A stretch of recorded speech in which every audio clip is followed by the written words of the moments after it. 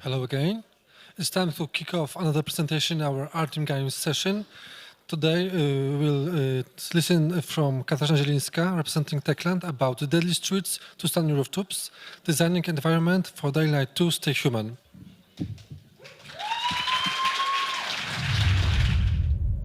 Civilization is a vulnerable thing, a whim of circumstance. At any time, the smallest flap of a butterfly's wings may set catastrophe in motion. Haran, an entire city wiped from the map. Those left behind there did not stand a chance. The world's greatest minds came together and found a vaccine against the Haran virus. Finally, mankind had prevailed against the disease. But people always want more.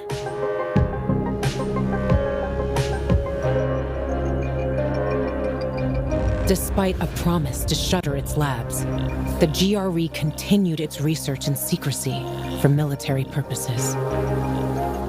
It didn't take long for a variant of THV to escape into the world once more. The fall happened more rapidly than anyone could have predicted.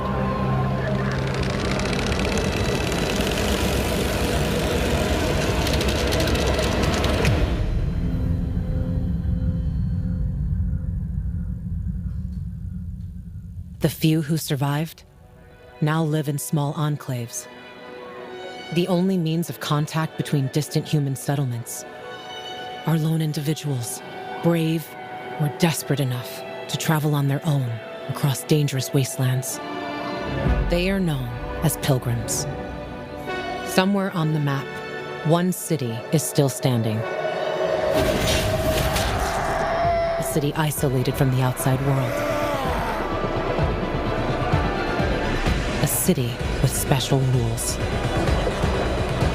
Now, it's the last bastion of humanity. A chance for us to learn from history. And for once, make the right choices.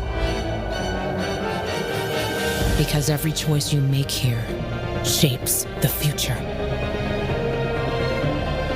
Irreversibly.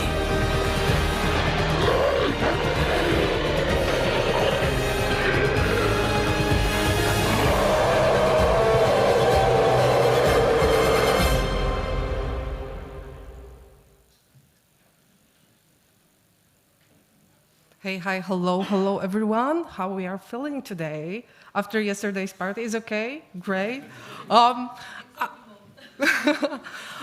super happy that so many of you come here today.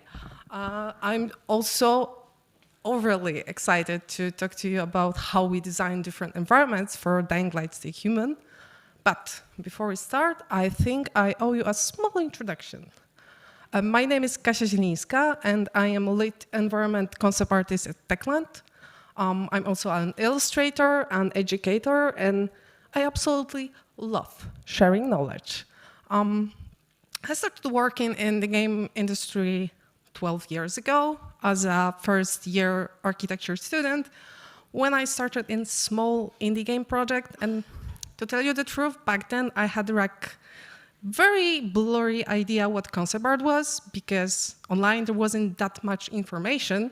And back then we had forums, which I know it sounds like an ancient times, but that's how it was. And within my career, I have been lucky to work across a variety of projects from casuals, free-to-plays, card games, board games, double A's, triple A's, you name it.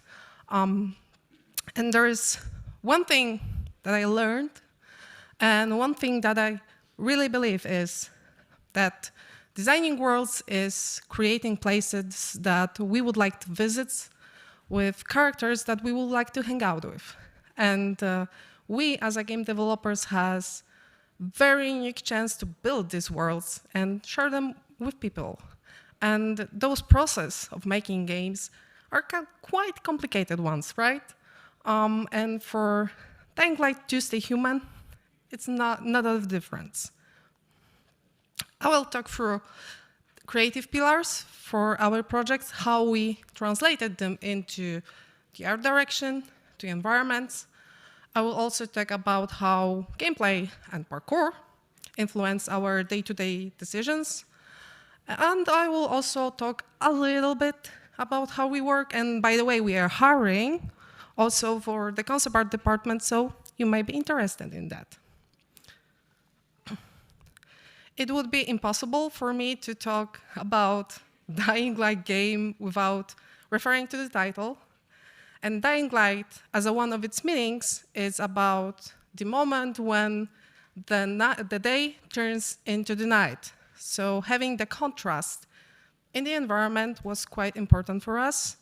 And we even took this idea and pushed it a little bit more. And the day is for the people, and the night is for the infected.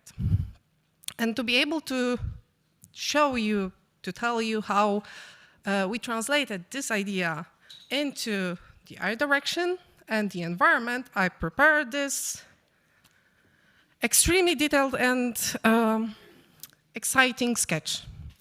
And before you ask, yes, we sometimes do this type of like doodling and sketching, especially on the meetings, so everyone like understands and we are on the same page. It basically means that the ground level, the street level, is the dead old world, and the rooftops are life, the new world that is basically built on the top of the ashes of the old one. And from the very early on, we are thinking about how to visually build this contrast. Like, for example, here, we're thinking about like how the colors and the lighting can work. And if rooftops are about life, maybe we should have the greenery only on the rooftops. And if so, does it should be like done in very realistic way, or maybe we should stylize it so it really shows that it's a different new world. And same for the street level. We are asking like a lot of questions. Does anything left there after 20 years? Or maybe everything is covered with mud and barely recognizable? What's worth mentioning in here is also that we are thinking about different color gradings for the areas. And we ended up implementing a special color grading for the street levels. So when you go up and down, you see like clearly there is a difference in the tone of the colors. And after we settled what we wanted for the ground level and the rooftops, we also needed to think about the transitioning area. So basically, for a city, it means interior. And we started to ask the very same questions about how many elements we want to have in this interior, if there's anything left. We also were thinking about like second option, that is more like destroyed and abandoned, and having a conversation about how materials changed in time could be a separate lecture. You know, like concept artists and environment artists, there are this crazy type of people that can stare at a piece of the concrete for extended amount of time and analyze every inch of it. But yeah, back to the interiors. We ended up having like something in between those options because in the beginning, where we are having like more an empty approach, and then the gameplay came in. It was quite off when we had like a super, empty area, but people left this one special colorful bag, which for the gameplay means like a chest loot. So we ended having like more elements, so it looked more natural. And here's like another example that is an exception from it. We have some areas in the interiors where the infected stays during the day. So it was quite logical that people less likely would go there and loot the area, so we could have like more elements, more furniture, but also more color accents in there.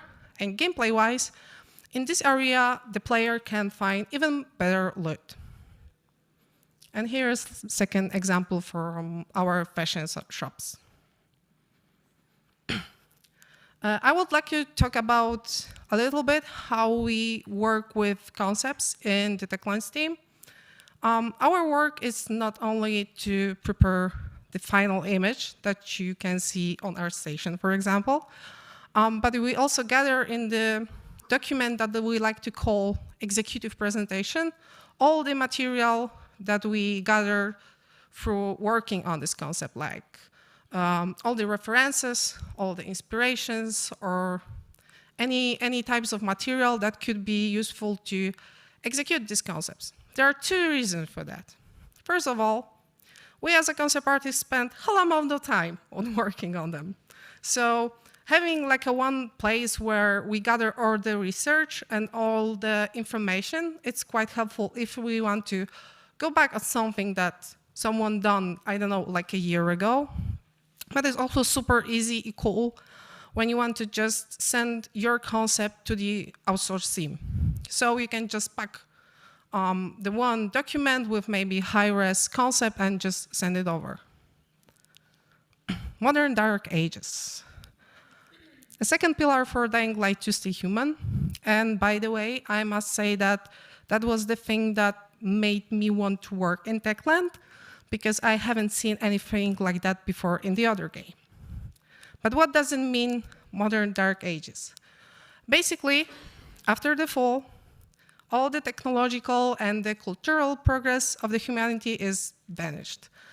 And the people needed to find another way of living. And it's fair to say it's somehow, we as a humanity, reversed back to the Dark Ages when we just fight for the survival.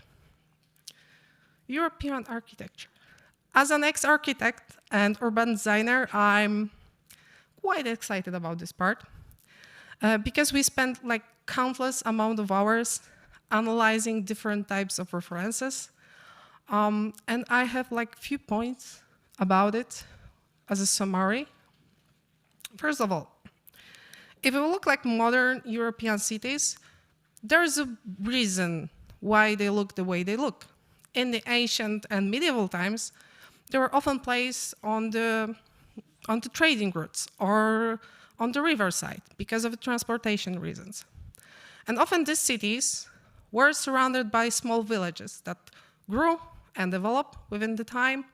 And after some time, the main city was like absorbing all of those small villages.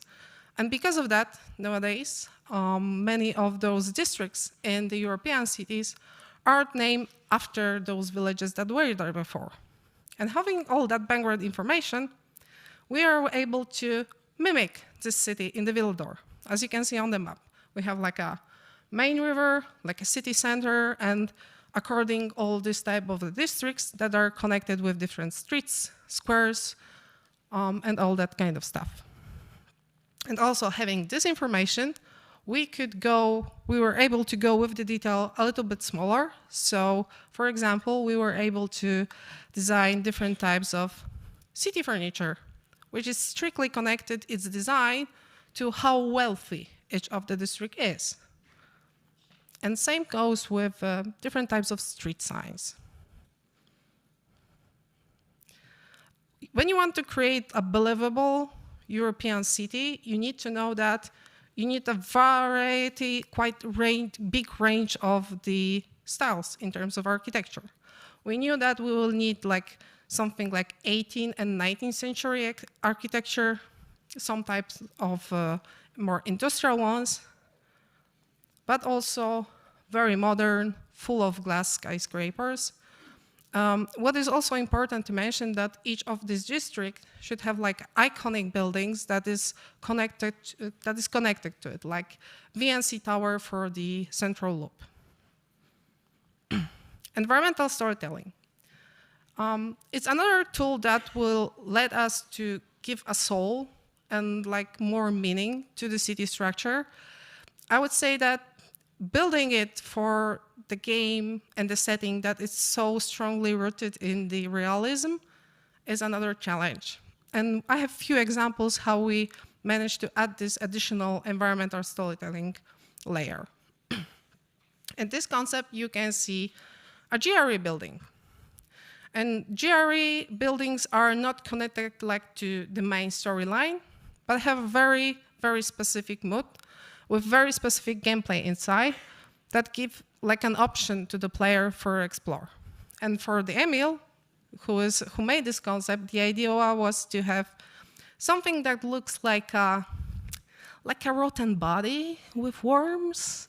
And I know that's sick, but I absolutely love how he executed that. So having the buildings with a special mood is one example of that. Another thing, branding. Like basically modern cities are absolutely flooded with advertisement unless there is some city architect that takes care of it. And we wanted to have these brandings on the billboards, on the different types of shops.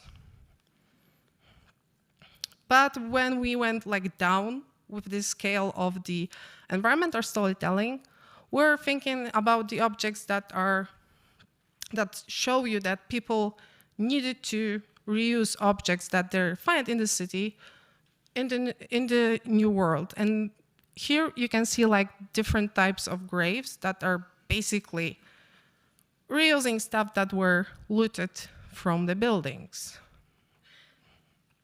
Another layer, different types of posters and small little notes that the player can collect while going through the city.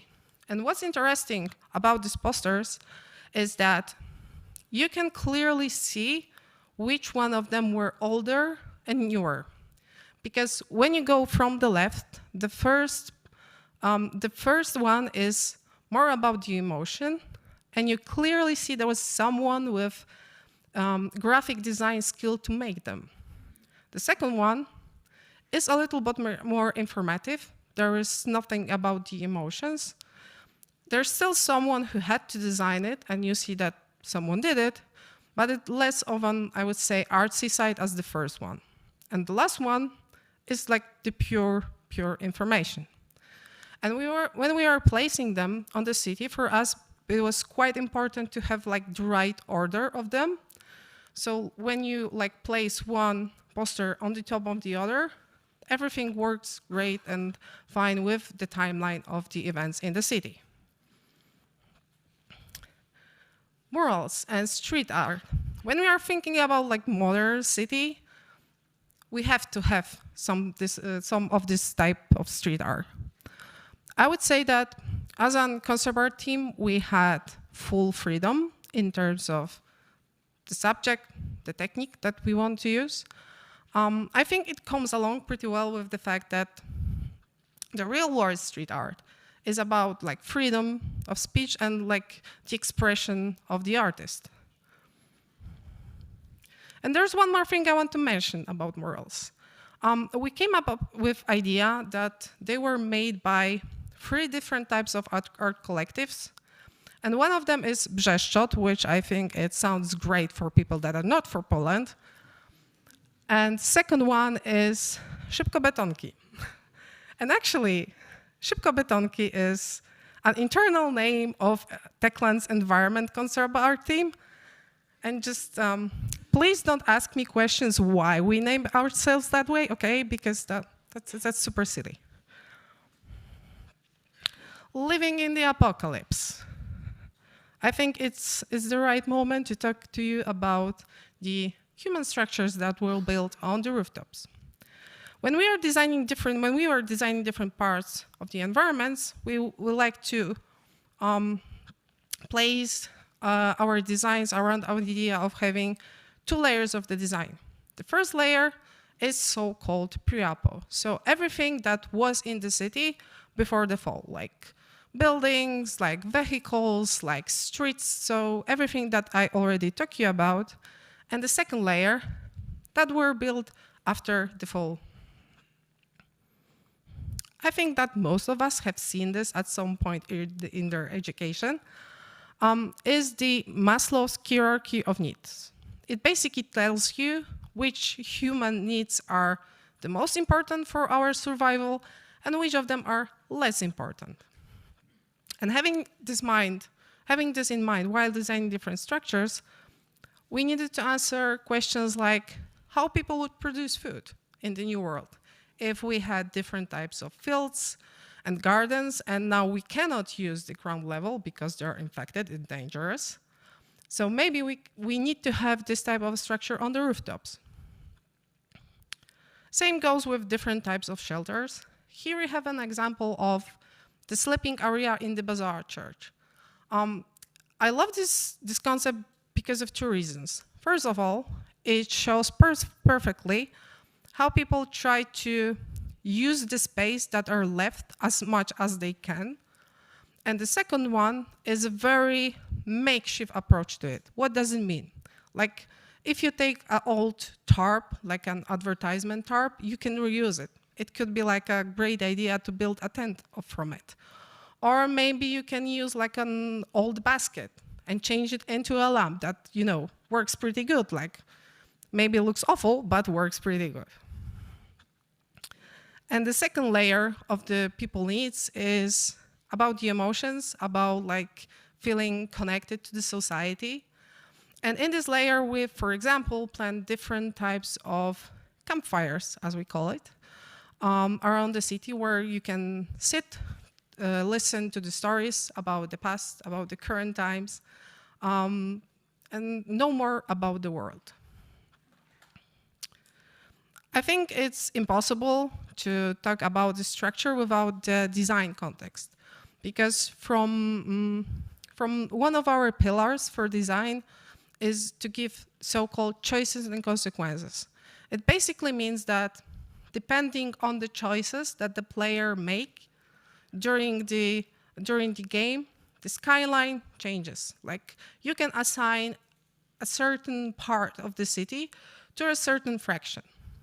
And if you think about it more, having those structures that completely change the skyline, it's quite expensive, right? In terms of meshes, in terms of materials, in terms of performance, and anyone in here who's currently developing a game for 2 generations of consoles, I think you know what I'm talking about. And I want to give you like one trick how we use it for these specific structures, because we had like variety of them, but these single structures are quite interesting. We decided to pair the structures on 2 elements. The lower part, that will be like a puzzle that is used for every fraction, like peacekeepers will have this one base that it's repetitive, and the survivors will have their own. What was important for us, if we want to change the skyline, we have to have like the most interesting and different shapes as we could. So for us also was important that the upper part will be quite different depending on the function of the objects. It also came along with the fact like that the topper part will be visible above the tree line. So anything that is on the tree line, we won't be seeing it unless we were very close to it. So reusing the base for each of the buildings like save us a lot of materials and meshes along. Building a playground. The same way, for me, it would be impossible to talk about Dying Light game without referring to the title. It would be impossible to talk about Dying Light game without the parkour. Our goal for the city was to build this one giant playground, so when the player sees it, he or she wants to explore it and want to know more, like Bilbo Baggins going to an adventure. So like we wanted to have the same feeling for it. And to be able to do so, each artist working on the game had to stick to very tight measurements that comes with parkour. And to be able to do so, we need to have like a very, very close connection to the level design team, like to help them with their prototypes and like inspire them with different ideas how to use their prototypes.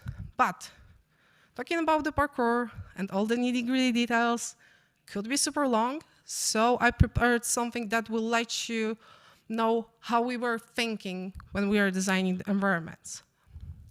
And we will start in Old Villador. That is the first district that we encounter as a player. And what the players see? Oh, whoa, I can go on the roof. Like the ground level it's dangerous. We should go up. And what do concept artists see? The land of the ledges, which basically that each element that I marked as orange is a possible ledge for a player to grab it and climb on the top of this element, depending on the context. And what I mean depending on the context, when we look at the right side of the picture, where you have advertisement pole, it has like two ledges, and it doesn't need any additional element for a player to run there, grab the ledges, and climb on the top of this element. But when we look on the left side and see this low shop on the left, it would be quite impossible to just, grab the roof and go there. So we need an additional element that will help us to get there. And our lovely level designers thought about the idea of placing a track that's a little bit lower and helps the player to get to the roof. And that's the one thing. And for us concept artists, seeing the track placed in this exact place, in this exact context, made us ask questions. Okay, so if we place this track in there, is it logical?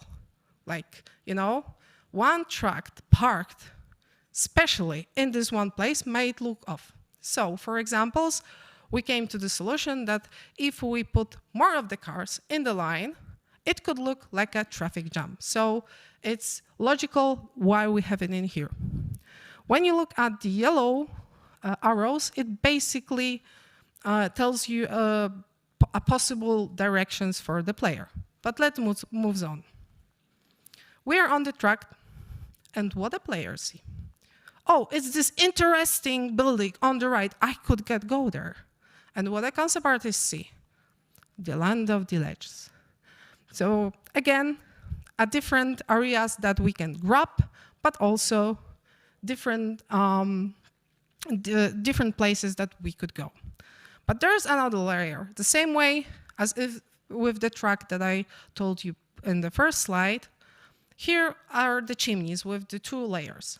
And when our lovely level designers told us we want to have this high chimney with these ledges, we needed to ask ourselves, does it look good in the context?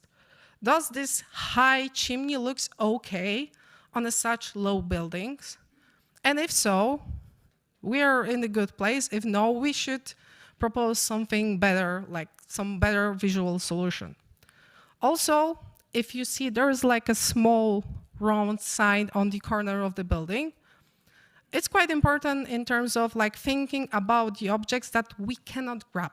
So for example, designing something that is round and then, like by logic, it would be like really hard to grab it, made us design like to have, this vision of real city with advertisement, but at the same time having something that builds that storytelling, but it's not grabbable for the gameplay. But let's move on. We are on the roof of the small shop, and what the players see? Oh, that's cool. I can go on the left, and I can go on the right. And what the concept artists see? I think you might already know the answer. Land of the ledges, and the directions that the player can go. And again, having known that, we also need to ask ourselves if the elements in the environment have a logic. Like, you can see there is a yellow beam on the left that is placed on the building crane, and we need to ask ourselves if having a crane in this specific place is logical. If no, maybe we should have build some type of environmental storytelling around it. So they are building something in there and moving things from the left to the right. So having this in the environment feels good. Also, when I look on the lower part, there is this pile of the ground. For me, because I know this game, it means that I can smoothly run on it, grab the ledge, and I'm already on the roof. Or I can just jump on it, so the jumping will be safe. Let's move on. We jumped on the beam, and we are going further. What do players see? Oh, there is this cool object on the left, the building. I may go there. And what do concept artists see? You know the answer. the land of the ledges. And again, I haven't even marked like all of the small ledges in here because it will be like full orange. But you can feel the sense of the logic. It's just repetitive.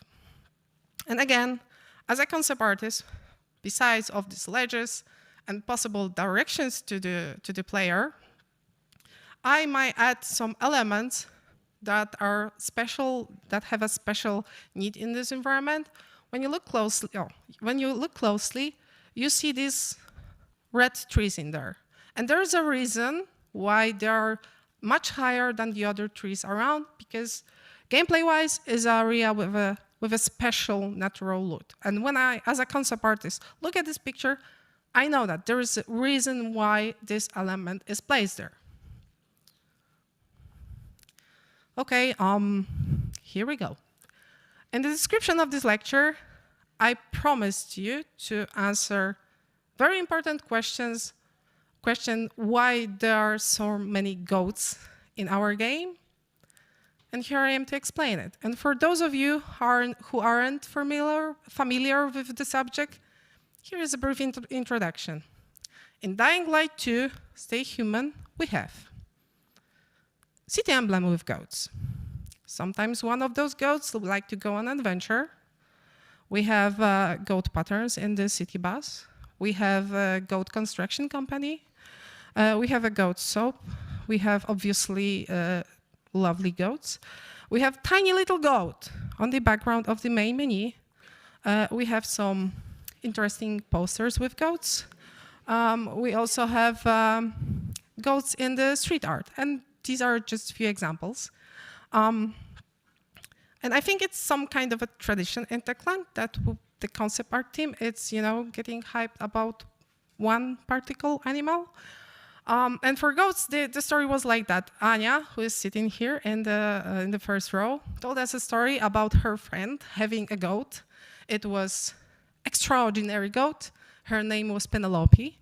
And we started quite easily on our daily meeting joking about the goats. And with time, we just started to add them on different types of concepts, on different types of textures. And basically, no one stopped us. Conclusions. I was thinking about how to end this talk because I talked about so many different things. It would be quite hard to just simply summarize it. So I decided to do it differently. And I want to give the biggest shout out to the Techland team. Without our lovely environment concept artists, level designers, level artists, 3D designers, programmers, animators, tech artists, and every other department, I won't be standing here sharing with you all the knowledge and all the environments that we made. So I just want to say that I'm super proud that I'm working with you, and I absolutely can't wait to show everyone what we are currently working on. So thank you.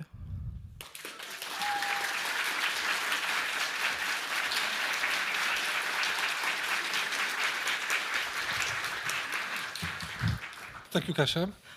Before we start with the questions, I'll be doing portfolio reviews at 2:30. When you enter the building, and on the left side, there is a safe zone, a Techland safe zones. I'll be sitting there for about an hour reviewing portfolios, and after the hour, I'm gone. So you better go. So, but by now we still have Kasia here, and if you have any questions, it's the best time to ask her if you need anything more. So, any questions?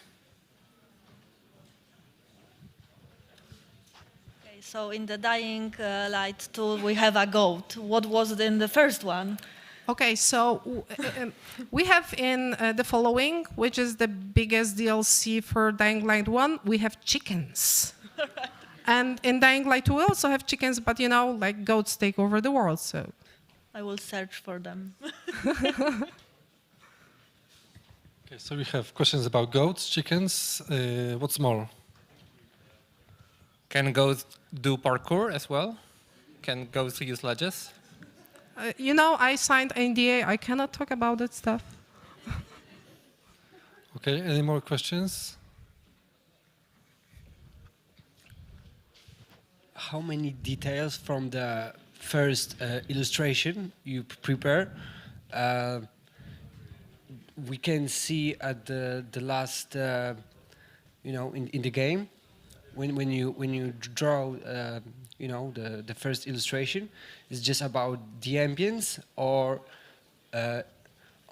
you have to think about all little details that will remain in the game.